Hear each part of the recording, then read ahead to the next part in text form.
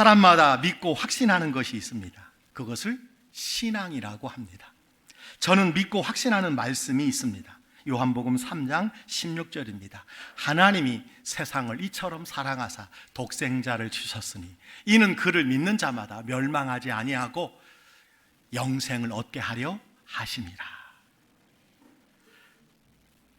이 말씀에 대한 확신은 결단코 나로부터 비롯된 것이 아니라 하나님의 이처럼 사랑하심에 여러분 기인된 말씀입니다. 그런데 하나님이 주신 이 사랑은 하나님이 우리에게 주신 가장 큰 선물이 무엇인지를 알려주는 말씀입니다. 이 말씀을 보면 하나님이 우리에게 주신 가장 큰 선물이 무엇인지 말씀하고 있어요. 여러분, 바로 그 선물이 하나님의 사랑인 독생자 누구예요? 예수 그리스도인 줄 믿습니다. 성탄절은 이 하나님의 사랑을 만 백성이 기뻐하고 감사하도록 인도하는 사랑의 축제요, 예수님이 그리스도이심을 엎드려 경배하는 날이요, 그래서 메리 크리스마스다 이렇게 우리가 부릅니다. 요한복음 3장 16절을 사람들이 가장 많이 외운다고 합니다. 이유가 무엇일까요? 이 한 절에 성경 전체를 요약한 구절이고 인간의 운명을 결정하는 하나님의 간절한 제안이요, 구원의 선언문이기 때문에 그렇습니다. 오늘 말씀은 특별히 사람들 중에 가장 경건하고 최고의 종교 지도자인 니고데모와 예수님과의 대화를 통해서 예수님이 가르쳐 주신 복음을 통하여서 최고의 선물이 무엇인지 아시고 최고의 선물 예수 그리스도를 받아 믿고 누리는 여러분의 삶이 되시기를 주의 이름으로 축복합니다. 오늘 말씀에는 하나님의 사랑이 몇 가지로 표현되어 있어요. 그 첫 번째는요, 어떤 사랑입니까? 이처럼 사랑하심입니다. 여기 이처럼이란 이와 같은 방법으로 사랑하셨다, 이와 같은 방법. 두 번째는 뭐냐면요, 이만큼 사랑하셨다라는 표현입니다. 먼저 이와 같은 방법이라는 의미가 무엇일까요? 예수님의 이름이 여러분 임마누엘이라는 거 아십니까? 임마누엘의 뜻이 무엇이죠? 하나님이 우리와 함께 하시다. 세상을 창조하신 하나님이 인간의 몸으로 오셔서 인간과 함께 하신다. 그것이 바로 임마누엘입니다. 이것을 소위 말해서 성육신 인카네이션이라고 이야기합니다. 놀라운 일입니다. 세계적인 기독교 작가 필립 얀시라는 분이 내가 알지 못했던 예수라는 책을 썼는데요, 이 책에 나오는 이야기가 있습니다. 이 작가가 큰 수족관을 가지고 있을 때 경험을 이야기한 내용입니다. 바닷물 수족관을 관리하기란 여간 힘든 게 아니라고 합니다. 질염산 농도와 아모니아의 양을 일정하게 유지하기 위해서 간단한 화학 실험실까지 갖추어야 한답니다. 비타민이나 항생제, 설파제 따위를 투입하고 수족관 바닥에서 자랄 효소까지도 충분히 넣어줘야 합니다. 그리고 주기적으로 수족관 물 전체를 유리섬유와 수치로 걸러낸 다음에 자외선으로 살균해 주어야 한다고 합니다. 작가가 이런 이야기를 했습니다. 수족관의 물고기를 위해 그토록 애를 썼으니 고기들이 최소한 고마워할 것 아니냐 하겠지만 전혀 그렇지 않다는 겁니다. 오히려 수족관 근처에 자기가 얼씬거리면 고기들은 잽싸게 조개 껍데기 속으로 숨더라는 거예요. 고기들이 나에게 느끼는 감정은 딱 하나, 두려움밖에 없었다는 것입니다. 하루에 수차례 수족관 덮개를 열고 먹이를 뿌려줄 때조차 고기들은 나의 행동이 자기들을 괴롭히는 신호로만 받아들여서, 그래서 나는 물고기들에게 나의 진정한 관심을 전달할 수가 없었다. 나는 점차 깨닫기 시작했다. 물고기들의 생각을 바꾸려면 내 자신이 물고기가 되는 것이 필요하다는 것을. 정말 자기가 물고기가 되어서 물고기들이 알아들을 수 있는 언어로 이야기하기 전까지는 물고기들에게 자기의 진심을 알릴 길이 전무하다는 것을 알았다는 거죠.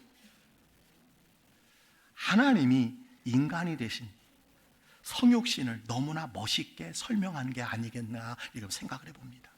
여러분, 왜 삼위일체 하나님이 왜 인간의 몸으로 오셨을까요? 하나님이 세상을 창조하셨고 우리가 하나님의 은혜로 살아가지만 인간이 하나님의 사랑을 모르기 때문에 이와 같은 방법으로 예수님이 세상에 오셨다는 것입니다. 이 사실을 믿으시기를 주의 이름으로 축원합니다. 이 사실을 믿는다면 하나님이 선택하신 방법에 대하여 우리가 무엇을 말할 수 있겠습니까? 따라서 예수님의 동정녀 탄생은 하나님이 하나님의 아들이 이 땅에 오시는 통로로 선택한 방법일 뿐이라는 거예요. 그렇습니다. 하나님은 이와 같은 방법으로 우리를 사랑하셨다는 것입니다. 이것이 성탄절의 선물입니다. 이처럼 사랑하셨다는, 여러분, 이처럼은 두 번째는 이만큼이라는 의미가 있습니다. 자신의 독생자를 십자가의 화목제물로 삼으시는 상상할 수 없는 방법으로 우리를 사랑하셨다는 거예요. 그래서 마태복음 20장 28절에 보니까 인자가 온 것은 자기 목숨을 많은 사람의 대속물로 주려 합니다. 하나님이 우리 죄를 속량하시기 위해서 독생자를 희생시키셨다라는 것입니다. 이만큼 우리를 사랑하셨다는 것입니다. 로마서 8장 39절은 이렇게 말합니다. 높음이나 기쁨이나 다른 어떤 피조물이라도 우리 주 그리스도 예수 안에 있는 하나님의 사랑에서 끊을 수 없으리라. 사도 바울은 우리에게 하신 하나님의 사랑은 그 무엇으로도 높이나 기쁨이나 누구라도 막을 수 없을 만큼 여러분 큰 사랑이었다고 말씀해 주고 있습니다. 그렇습니다. 이 사랑은 영원토록 그리고 무조건적으로 우리에게 임하신다는 것입니다. 바로 이것이 성탄절에 우리에게 주시는 하나님의 가장 큰 사랑, 가장 큰 선물인 줄 믿습니다. 두 번째는요, 독생자를 주시는 사랑이에요. 하나님께서 독생자를 주셨으니 섬김과 희생하시는 사랑을 이야기합니다. 여러분, 이 세상 모든 종교는 인간이 하나님께 가고자 하는 노력, 수양, 자력, 공로의 종교입니다.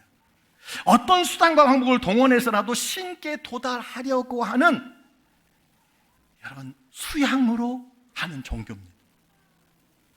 그러나 기독교는요, 하나님의 내어주심, 희생적 사랑에서 이루어진 은혜의 종교라는 거예요. 하나님이 독생자를 보내주시고 십자가에 희생케 하신 사랑으로 이루어진 은혜의 종교다라는 사실을 우리가 기억해야 합니다. 여러분, 예수님께서 구유의 아기로 오셨습니다. 요한복음 14장 9절에 이렇게 말합니다. 나를 본 자는 아버지를 보았거늘 어찌하여 아버지를 보이라 하느냐. 이것은 예수님을 통해서 하나님의 사랑을 보고 느끼고 경험케 하심이요, 하나님의 사랑이 무엇인지를 깨닫게 하시기 위함이다라는 것입니다. 여러분, 예수님이 마리아의 몸을 통해 성령으로 잉태하여 오신 이유가 무엇입니까? 우선 예수님은 모든 인간에게 생명의 구주이심을 보여주기 위함입니다. 또 다른 이유는요, 우리 죄를 위한 화목제물이 되기 위해서 사람으로 오신 거예요.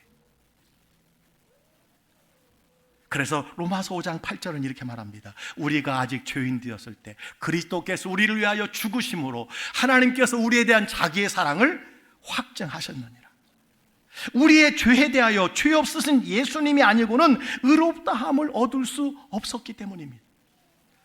예수님께서 말씀이 육신이 되어서 이 모든 문제를 단번에 해결해 주셨어요. 이것이 바로 하나님의 사랑이요, 이 땅에 예수님이 오신 이유요, 우리가 기뻐하고 즐거워하며 경배하는 날이 바로 여러분 성탄절, 크리스마스라 하는 것입니다. 그래서 요한일서 2장 2절은 이렇게 말합니다. 우리 다 같이 두 절 말씀을 다 같이 한번 읽어볼까요? 그는 우리 죄를 위하여 화목 제물이니 우리만 위한 뿐 아니요 온 세상의 죄를 위하심이라. 하나님이 죄를 알지도 못하신 이를 우리를 대신하여 죄로 삼으신 것은 우리로 하여금 그 안에서 하나님의 의가 되게 하려 하심이라. 아멘. 그렇습니다. 하나님은 독생자를 희생하시는 화목제물이 되게 하심으로 우리를 사랑하셨다는 거예요. 성탄은 예수님이 화목제물이 되시기 위해서 오심이요, 우리 죄를 사하셔서 우리의 구주가 되기 위해서 오셨다라고 하는 것입니다. 세 번째로 이 사랑은요, 누구든지의 사랑입니다. 이것은 믿을 수 없을 만큼 크신 사랑이다라는 것입니다. 여기서 강조하는 것은요, 누구든지입니다. 어떤 죄인이라도 믿을 수 있는 자로 찾아오신 큰 사랑의 제한이다, 이렇게 말씀하고 있어요. 오로지 은혜의 선물로 제한하신 그 제한을 믿음으로 받는 자에게 임하는 축복입니다. 예수님을 믿는 자에게 주시는 구원과 영생의 축복이라는 거예요. 그래서 디도서 2장 11절은 이렇게 말합니다. 모든 사람에게 구원을 주시는 하나님의 은혜가 나타났다, 이렇게 말씀하고 있어요. 이 세상에 예수님을 보내심으로 모든 사람에게 구원의 은혜, 구원의 선물을 주셨다고 말씀해 주고 있습니다. 그래서 사도행전 10장 35절은 이렇게 말합니다. 하나님을 두려워하며 의를 행하는 사람은 그가 어느 민족에 속하여 있든지 다 받아주신다는 것을 깨달았도다. 예수님은 모든 믿는 자에게 동등하게 구원을 베풀어 주시는 분입니다. 누구든지의 사랑이에요. 이것이 우리에게 성탄해 주신 여러분 큰 선물이라고 하는 사실입니다. 여러분, 이 같은 하나님의 극진한 사랑, 최고의 선물을 그러면 어떻게 우리가 받을 수 있을까요? 로마서 10장 9절은 이렇게 말씀합니다.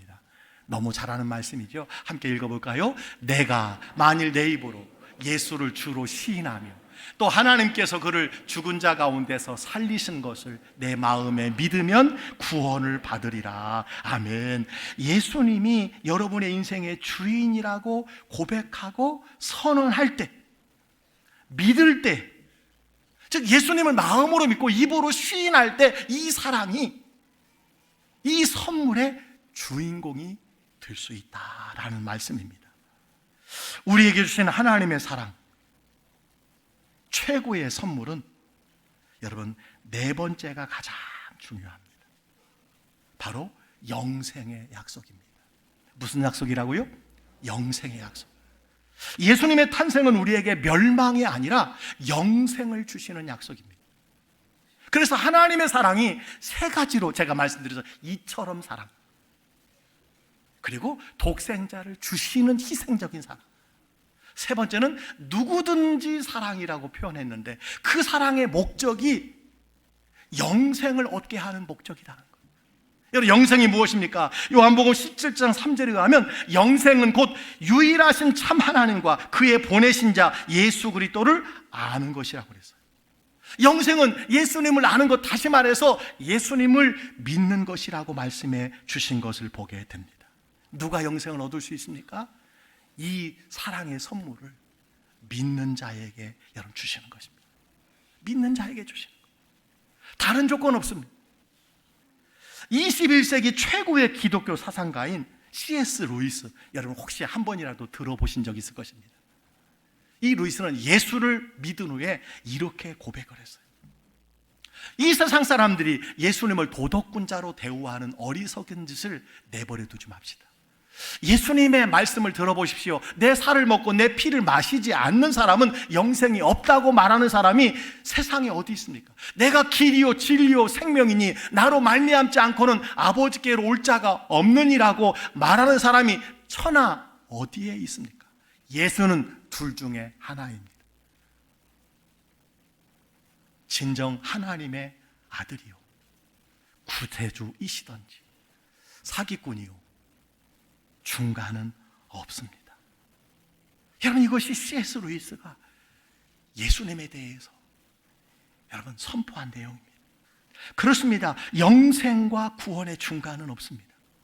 믿느냐 믿지 않느냐 둘 중에 하나입니다. 예수님이 길이요 진리요 생명임을 믿느냐 믿지 않느냐, 여기에 영생의 약속이 여러분 주어진다는 것을 꼭 기억하시기를 바랍니다.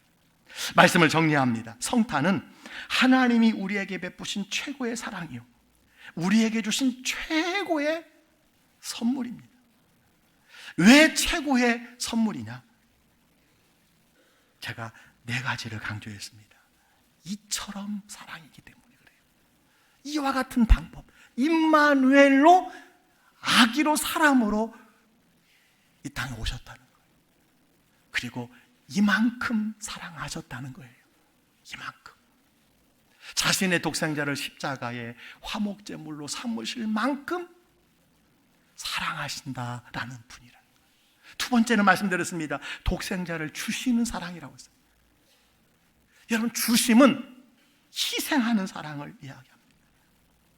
그래서 이 선물이 우리에게 가장 큰 선물이 되는 것입니다. 세 번째는 어떤 사랑이라고 했습니까? 누구든지의 사랑이라고 했어요. 어떤 조건이나 종교적 배경이나 어떤 인종이라도 제한이 없이 사랑하는 사랑이 누구든지의 사랑이라고 그랬습니다.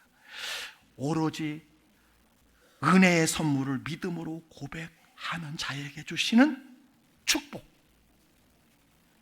그것이 바로 누구든지의 사랑입니다. 우리 교회도 누구든지의 교회인 줄 믿습니다. 코로나 팬데믹 이후에 교회를 많은 사람들이 떠났는데 서서히 다시 예배의 자리로 돌아오고 있습니다. 오늘 성탄절에 예배에 오신 성도님들 계십니까? 계속해서 주일 예배에 나오셔서 예수를 믿으시고 이 영생을 누리시기를 주의 이름으로 축복합니다. 말씀을 정리합니다. 오늘 요한복음 3장 16절, 하나님이 세상을 이처럼 사랑하사에서 세상에 자기의 이름을 넣어서 한번 고백해 보았으면 좋겠어요. 어떻게 고백하느냐? 하나님이, 저는 김철규니까 김철규를 이처럼 사랑하사, 여러분의 이름을 한번 넣어서 우리가 한번 고백해 보기를 소원합니다. 다 같이 고백합니다. 하나님이 김철규를 이처럼 사랑하사. 아멘입니까? 다시 한번요, 시작. 하나님이 김철규를 이처럼 사랑하사. 아멘. 여러분 안에 저절로 우러나오는 사랑의 진한 감동과 감격이 있지 않습니까? 바로 이것이 여러분 메리 크리스마스입니다. 즐거운 크리스마스입니다. 크리스마스는 하나님의 사랑에 감격하여 드리는 예배요, 하나님이 독생자를 주시기까지 이처럼, 그죠? 이처럼, 그리고 독생자를 주심으로 누구든지, 그리고 영생을 주시는 여러분 사랑에 대하여 감사하며 화답하며 여러분 예배하는 날이라는 사실을 꼭 기억하시길 바랍니다. 안타까운 것은 하나님이 이처럼 사랑하셨음에도 아무런 감동이 없다면 여러분 그 큰 사랑을 당연시 여기는 교만한 마음이요, 메마른 심령이라고 말할 수 있습니다. 고린도후서 6장 2절은 말합니다. 이르시되 내가 은혜 베풀 때에 너에게 듣고 구원의 날에 너를 도왔다 하셨으니 보라 지금은 은혜 받을 만한 때요, 보라 지금은 구원의 날이로다. 하나님은 지금 이 자리에 계신 누구라도 구원하시려고 영생의 선물, 최고의 선물 예수님을 우리에게 보내주신 줄 믿습니다. 그래서 지구촌 어디서나 성탄절 크리스마스에는 가장 먼저 생각나는 것이 선물이에요. 예수님 자체가 이 땅에 가장 큰 사랑의 선물이 되셨기 때문입니다. 여러분, 성탄절에 선물이 떠오르는 이유가 무엇일까요? 동방박사들이 예수님께 예물을 드린 것에 기인한 것입니다. 따라서 우리가 성탄절의 의미를 생각한다면 마땅히 하나님께 예배하면서 경배하면서 여러분 예물을 드려야 되는 것이 마땅한 줄 믿습니다. 선물을 드리는 것이 마땅한 줄 믿습니다. 혹 이렇게 묻는 분들이 계십니다. 목사님, 성탄절에 예수님께 예물을 드리고 또 다른 방법으로 선물을 할 수 있는 방법은 없나요? 혹시 이런 분 계십니까? 간단합니다. 예수님께서 이렇게 가르쳐 주셨습니다. 마태복음 25장 40절에 내가 진실로 너희에게 이르노니 너희가 여기 내 형제 중에 지극히 작은 자 하나에게 한 것이 곧 내게 한 것이니라. 예수님께서는 내 형제 중에 지극히 작은 자는 여러 가지 모양일 수 있습니다. 재정적으로 어려운 자, 굶주린 자, 육체적으로 병든 자일 수 있습니다. 지극히 작은 자에게 대접하고 섬기는 것이 예수님께 한 것이다, 이렇게 말씀해 주셨습니다. 바로 성탄절에 예수님께 우리가 예물을 드리고 선물을 드리는 또 다른 방법은 다른 그리스도인에게, 나 아닌 다른 사람에게 그리스도의 복음을 전하고 그리스도의 이름으로 작은 선물을 나눠주는 것, 이것이 예수님께 우리가 예배하고 예수님께 감사하는 성도들의 모습이다라고 하는 것입니다. 이것이 바로 하나님의 사랑의 약속이요, 이것이 바로 우리에게 주신 최고의 선물인 줄 믿습니다. 사랑하는 성도 여러분, 2024년 성탄절 예배에 오신 것을 진심으로 환영합니다. 하나님은 여러분을 이처럼 사랑해 주셨습니다. 그리고 자기 독생자를 내어주심처럼 사랑하셨고, 그리고 누구든지의 사랑으로 우리에게 영생을 주시기 위해서 죄 없으신 예수님이 이 땅에 오신 날입니다. 이날 우리가 이 예수님의 선물을 다 받아 누리시기를 바라고, 이 선물을 많은 사람들에게 전하기를 바라고, 오늘 이 소식을 들은 오랜만에 예배에 나오신 분들은 앞으로 계속해서 이 예수님의 사랑 안에 머물고 살아가시기를 주의 이름으로 간절히 축복합니다. 축복합니다.